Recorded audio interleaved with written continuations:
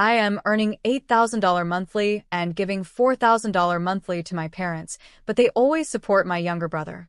3 days before my wedding, my cruel parents forced me to cancel it because they planned to celebrate my brother's party on the same day.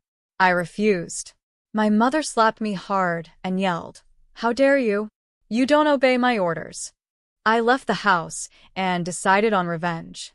The very next day, I gave them a shocking surprise. Now they were on their knees. I'm Lily, and I've always been the one who kept my family going. For as long as I can remember, I've been the person they turned to when they needed help, financial help, emotional support, anything. I'm a financial analyst, and I make about $8,000 a month. It's a good salary, but the reason it's even possible for me to earn that much is because I work hard, sometimes harder than anyone I know. I've never been one to complain about my job. I love what I do.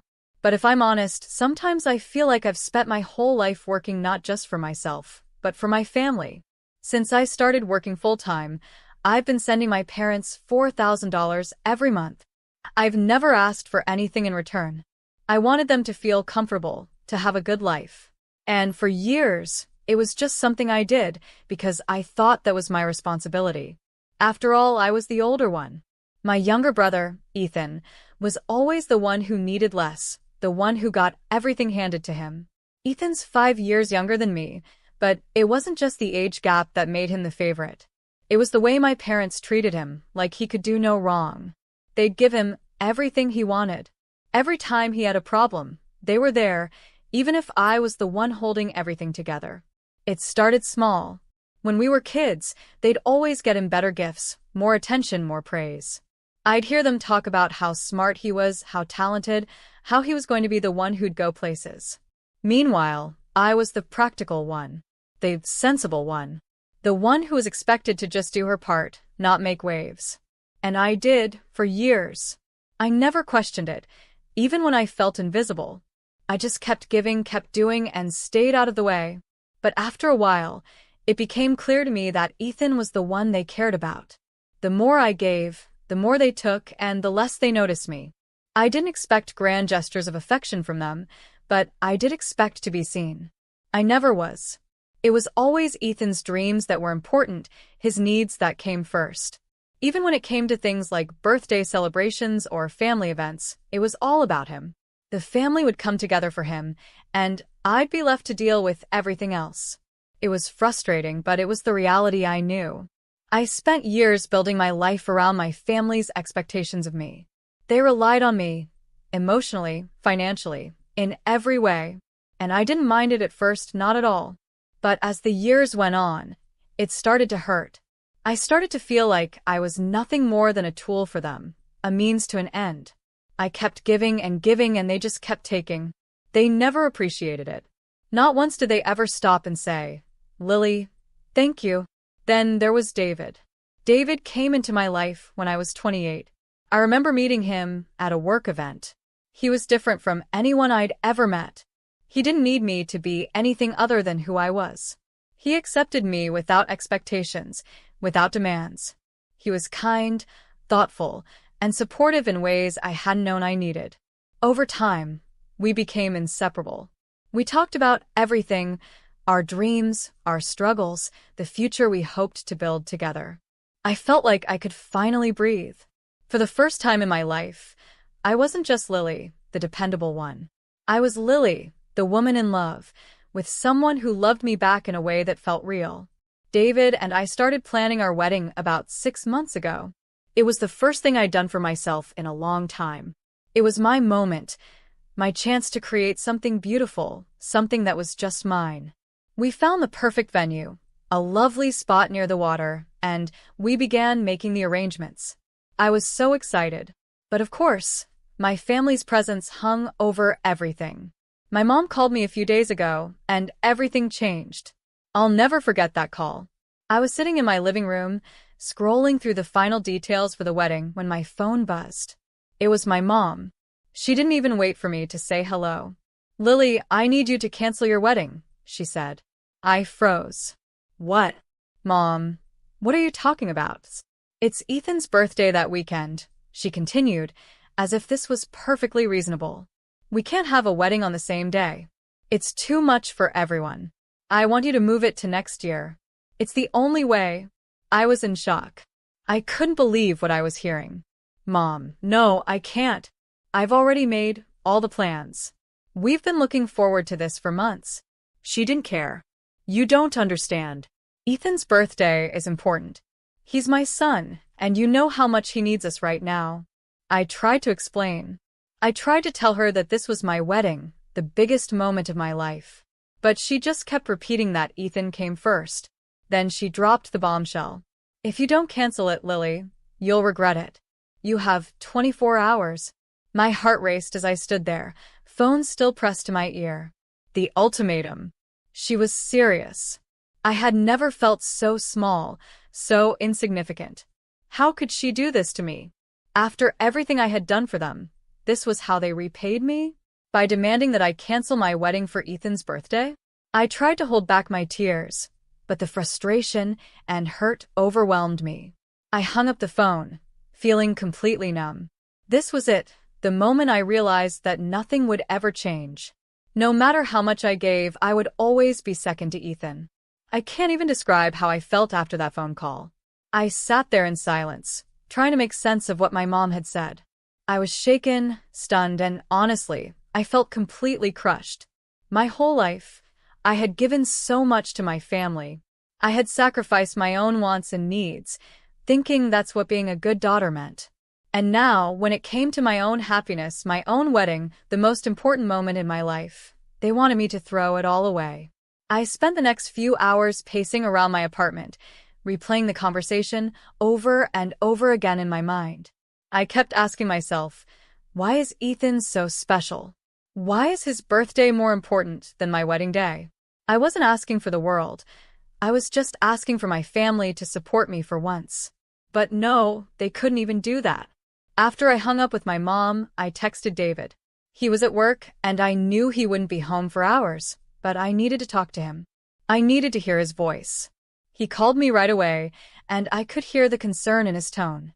Lily, what happened? He asked. What's going on? Mom called, I said, trying to hold back the tears. She wants me to cancel the wedding. Ethan's birthday is on the same day, and she's insisting that I move everything to next year. She says the wedding will mess up the family's plans. She says I have 24 hours to decide. I could hear the anger building in his voice. That's ridiculous. You've been planning this for months. You've made all the arrangements. How can they just ask you to cancel everything because of Ethan's birthday? I don't know, I whispered. It's not just about the wedding. It's about everything. I've spent my whole life being second to him. I've done everything they've asked, supported them financially, emotionally, and this is how they repay me. David's voice softened. Lily, you don't deserve this. You've done everything for them, and they don't appreciate it. This is your moment. Don't let them take it from you. I needed to hear those words. I needed someone to tell me that I wasn't crazy for standing up for myself. For the first time in so long, I felt like someone saw me, truly saw me, not just as the dependable daughter, but as a woman with dreams and hopes of her own. We spent the rest of the evening talking, making plans. David didn't want me to cancel anything. He wanted to support me no matter what.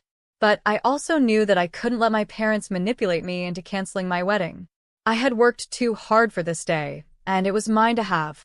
The next morning, I called my mom back, determined not to give in. I wasn't going to let her control me anymore. I couldn't. I took a deep breath before dialing her number. Mom, I'm not canceling the wedding, I said, trying to keep my voice steady. I've made my decision. This is my wedding day, and nothing is going to change that. She was silent for a moment, and when she spoke again, her voice was cold. You're making a huge mistake, Lily. You're being selfish. This wedding isn't even about you. It's about our family. But I guess that doesn't matter to you, does it? Her words cut deep, but I wasn't going to let them sway me. I'm sorry, Mom, but this wedding is happening. I'm sorry if that hurts you, but I'm not going to give up on my happiness for the sake of someone else's. I've spent my whole life putting everyone else first. It's my turn now. I could hear her breathing heavily on the other end, clearly furious. You'll regret this, Lily. You'll see. You're making a mistake. I held my ground. I'm sorry, but I'm not backing down. This is what's best for me. And with that, I hung up. I was shaking. I had never stood up to my mom like that before. She had always had so much control over me, and now I had just shattered that control. But in that moment, I realized something important. I didn't need her approval. I didn't need anyone's approval but my own. I didn't expect my mom to understand, and I didn't expect her to be happy for me. But I wasn't doing this for her. I was doing this for me. I needed to take back my life, to stop living for others and finally put myself first. David and I started making new plans for the wedding. It was going to be smaller now, just close friends and a few family members who truly cared about us. No more trying to appease my parents. No more pretending everything was fine when it wasn't. The next day, I got a call from my Aunt Lucy. She had heard the rumors from my mom, and she wanted to make sure I was okay. The story my mom had spread about David and me breaking up, about us calling off the wedding, was completely false. Aunt Lucy was concerned, and she wanted to help. I explained everything to her, and she immediately offered her support. "You don't need people like that in your life, Lily," she said. "Your wedding should be a celebration of your love, not about appeasing your parents. We'll help you." I couldn't believe the support I was getting from the people who truly mattered. It felt like a weight was lifting off my shoulders. That night, David and I sat down and started making calls. We reached out to our closest friends and family, telling them the truth. I wasn't going to let my mom's lies ruin this. My wedding was happening, and I was going to make sure it was everything I dreamed it would be, on my terms. As the days passed, I felt a growing sense of peace. No matter what my family did, I was going to make this work, and I was going to do it for me. For the first time, I was choosing myself. The wedding was a whirlwind.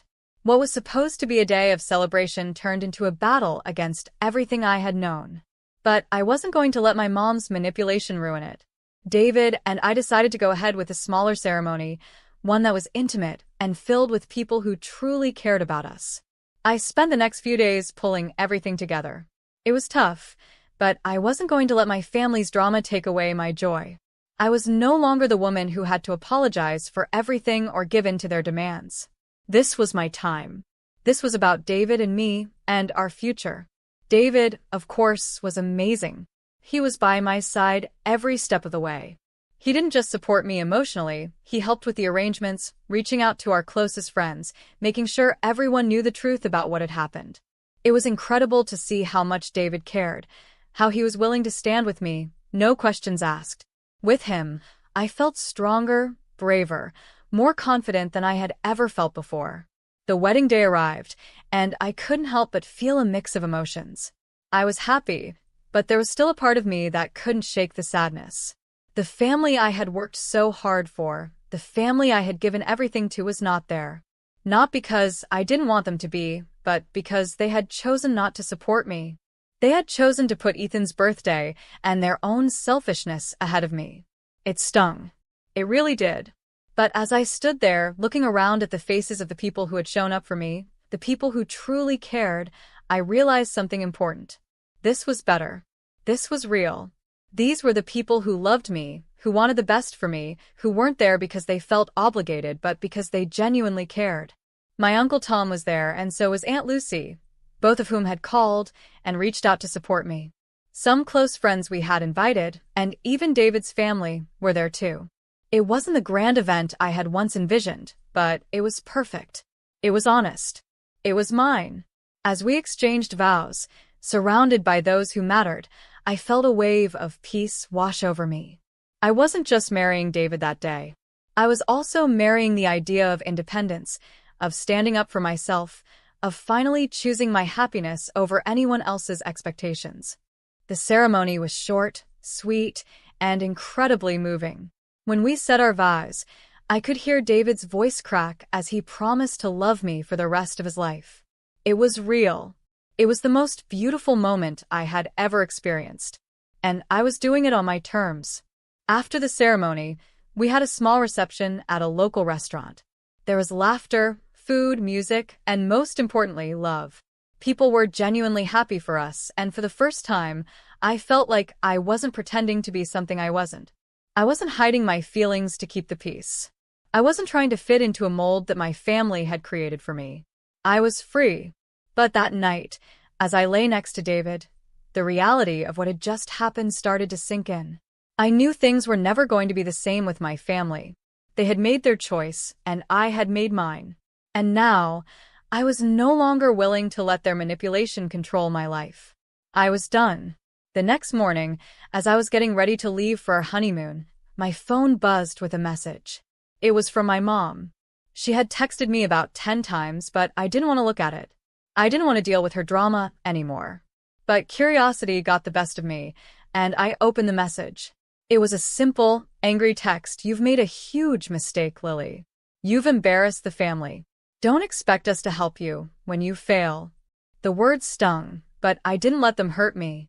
It was just more of the same.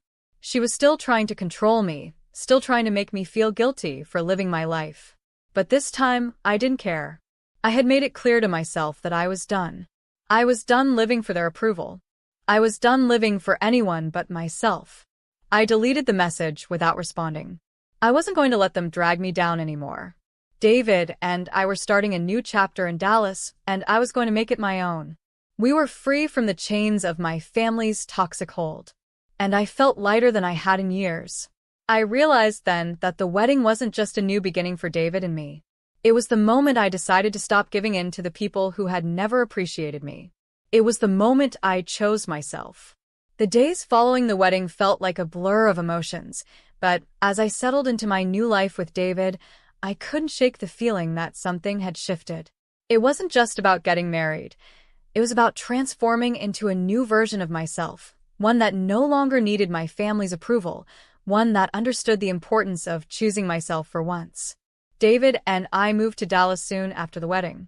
We were looking for a fresh start, away from the constant drama and stress of my family. We found a cozy apartment in a quiet neighborhood, and slowly, we began to create the life I had always dreamed of. It was peaceful. It was ours. It was everything I had wanted. However, even in this new chapter, the past still had a way of creeping in. Just days after we settled in, I received another message from my mom. This time, it was even more aggressive. She accused me of abandoning my family and turning my back on them. Once again, she tried to make me feel guilty. I didn't even bother reading the whole message. I already knew what it would say. It was the same guilt trip, the same manipulative tactics she always used. But this time, I was strong enough to ignore it. I deleted the message without hesitation and went on with my day. For the first time, I didn't feel the familiar weight of obligation pressing on me. I knew I had made the right choice. David noticed the change in me too. He could see the relief in my eyes. "I'm proud of you, Lily," he said one evening as we sat on the balcony of our apartment, gazing at the city lights. "You've come so far. You've built a life that's truly yours. You're finally free." His words hit me harder than I expected. I hadn't realized how much I'd been carrying around until it was all gone. The pressure to please my parents, the constant frustration of being second to Ethan, the emotional manipulation, it had all been so heavy. But now I was free. I didn't need their approval anymore. I had my own life, my own happiness, and that was all that mattered. Weeks went by, and life felt more like what I had always imagined it could be. David and I grew even closer, talking about our hopes for the future, starting a family, building our careers, and always supporting each other. I knew I was where I was meant to be. Then, one afternoon, I received a call from my cousin Jake. He had heard about the wedding and everything that had gone down with my parents. He called to apologize on behalf of the family. "I don't know why they did that to you, Lily," he said. "You deserve so much better than how they treated you. I'm really sorry. I hadn't expected an apology. Honestly, I didn't think I needed it." But hearing it from Jake, someone who had always been kind to me, made me realize there were still people who cared, who saw me for who I truly was. As months passed, I began to rebuild relationships with the few family members who had always supported me, Aunt Lucy, Uncle Tom, and a few good friends. They were the ones who mattered.